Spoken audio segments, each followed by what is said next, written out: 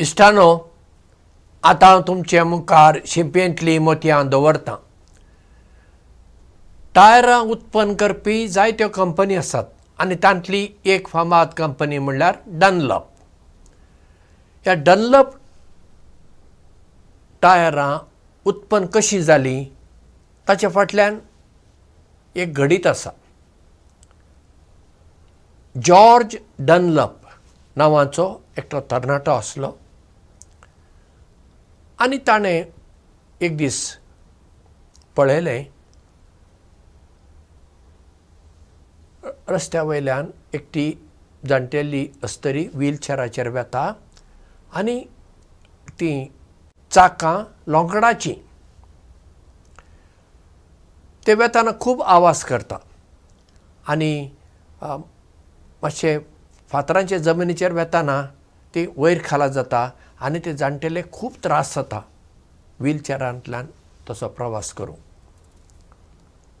तो चिंतूंक पडलो, ह्या अस्तरेचे त्रास म्हज्यान कशें उणें करूंक जातात.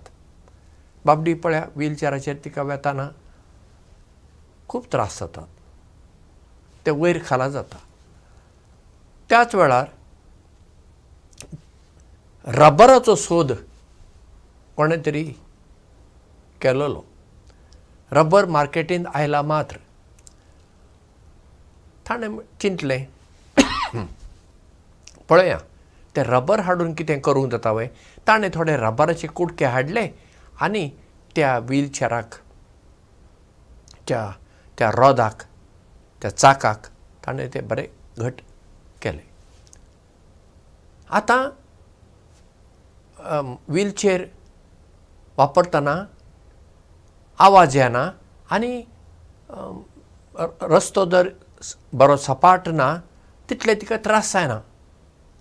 मागीर ताच्या मतींत आयलें, तर रबर वापरल्यार तें एक प्रकारचें कुशन कशें जाता म्हणटा. अशें ताणें मागीर फुडें खूब सोद वावर करून टायरां उत्पन्न केलीं पळया. आनी देखून ताणें उत्पन्न केल्ल्या टायराक डनलॉप टायर म्हणलें नांव पडलें. जॉर्ज डनलॉपाक लागून एके अस्तुरीचे त्रास फकत उणें जाले नात, आमचेय त्रास उणें जाले न्ही. आज पळया टायरां पळया सगळ्याकच, सायकलीक वापरता आमी, स्कुटरीक, मोटरसायकलीक, गाडयांक, ट्रक, विमानांक सगळ्यांक टायर लागतात. आनी ताका लागून आमचो प्रवास बरो जाता. टायरांक लागून आमकां फकत टायरांक लागून न्हय, आनी दुसरे शॉक ऑब्जर्वर आनी सगळे आसा, पूण टायरांक लागून आमकां अशी गाडी चलतना खटा खटा खटा खटा आवाज येना पळय, बरी ती स्मूथ चलता. एका मनशाचो घाम, एका मनशाची नदर. जॉर्ज डनलॉपान अशें चिंतूंक ना, म्हाका कितें पडलां त्या अस्तुरेचें, ती व्हीलचॅरार वेता वचूं, तिका जाय तें करूं. ना, हांवें तिच्या खातीर कितें करूंक जाता हाचेर तो विचार करूंक लागलो. आनी विचार करून करून करून ताणें टायराचो सोद लायलो पळया. आमच्याय जिवितांत आमी हेरां खातीर कितें करूंक जाता ताचेर विचार केल्यार आमचे कडल्यान खूब कितलीं बरीं कामां घडूं येता. आतां ताच्या भाशेन कितें आमी व्हडले टायराचो सोद लायतलो आनी कितें तशें ना. आतां पळया, कोण शेजारी आसात, तांकां बाजारांत वचूंक जायना, आमी जर तांकां इल्ली भाजी हाडून दिली, पयशे तीं दितलीं, वा तांची वखदां आमी हाडून दिलीं, तांकां तितलो आदार जालो ना, नाजाल्यार तांकां कोण हाडून दितलीं. म्हणजे आमचो आदार तांकां मेळटा देखून तांचें जिवीत मातशें सुखी जाता आनी तीं 4 दीस ह्या संवसारांत जगतलीं न्हय, नाजाल्यार म्हाका कोण ना म्हणून तीं मरतलीं न्हय. म्हणजे आमकां लागून कोणाच्या तरी जिवितांत इल्लो संतोश येता, इल्ली शांती येता. कोण बरीं नात, आमी तांकां भेट दिता. आमी कांय दोतोर न्हय, पूण आमी तांकां भेट दिल्ल्यान, तांकां धीर दिल्ल्यान तीं वेगळीं बरीं जावंक शकतात. कित्याक जांची भलायकी बरी ना, चड करून हॉस्पिटलांत आसात, ती मनशां सदां मातशें निराशेन बुडटात, मातशें भिरांतीन जियेतात. कोणें तरी तांकां धीर दिलो तांची पिडा वेगळी बरी जाता. ती फकत वखदानच बरी जाता अशी ना. वखदां जायूच, पूण वखदां बरोबर कोणाचो तरी धीर जाय, कोणाचें तरी मागणें जाय.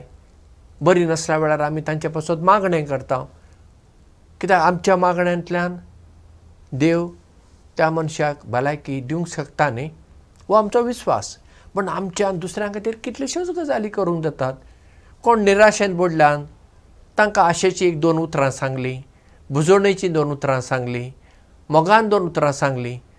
तांच्या जिवितांत एक आशेचें किर्ण उदेवचें ना, उदेतलें न्ही. म्हणजे आमच्यान खूब गजाली करूंक जातात. आनी ह्यो करूंक कितें दुडू जाय अशें कांय ना. आमचे कोंकणी भाशेंत एक सांगणी आसा,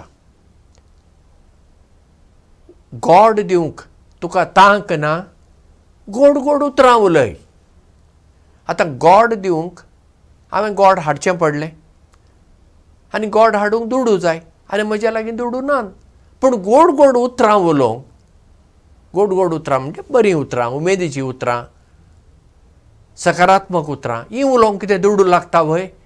म्हूण पळया, आमच्या उतरांनी आमी दुसऱ्यांच्या जिवितांत संतोश हाडूं येता.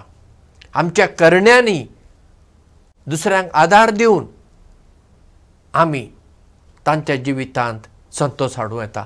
अशें आमी खूब कितें दुसऱ्यां खातीर करूंक जाता आनी तेन्ना आमचें जिवीत खुशाल बरी जाता. देखून आमी सदां दुसऱ्यां खातीर आमच्यान कितें करूंक जाता तें करपी मनशां जावया. देव बरें करूं आनी मोग आसूं.